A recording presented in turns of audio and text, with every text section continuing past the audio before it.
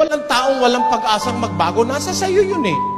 Pwede kang magbago kung babaguhin ka ng Diyos. Kaya hihingi ka muna ng awa sa Diyos. Kasi kung ikaw lang mag-isa, hindi ka naman magbabago eh. Gis 23 ng Jeremias. O Panginoon, talastas ko na ang lakad ng tao ay hindi sa kanyang sarili, hindi para sa taong lumalakad ang magtuwid ng kanyang mga hakbang. Hindi para sa'yo magtuwid ng hakbang mo. So hindi ka pwedeng magbagong mag-isa. Eh sinong magbabago sa'yo? Basahin natin sa Kawikaan 16:9. Ang puso ng tao ay kumakatha ng kanyang lakad, ngunit ang Panginoon ang nagtutuwid ng kanyang mga hakbang.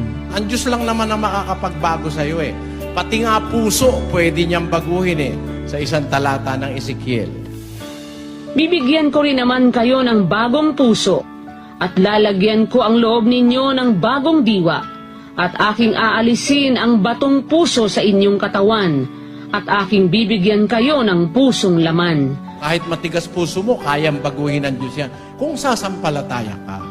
Yun lang naman ang kailangan ng Diyos eh. Hinihintay ng Diyos, kung nakahanda kang sumampalataya at sumunod, pwede ka niyang baguhin. Pero kung ikaw lang mag-isa, hindi ka makakapagbago.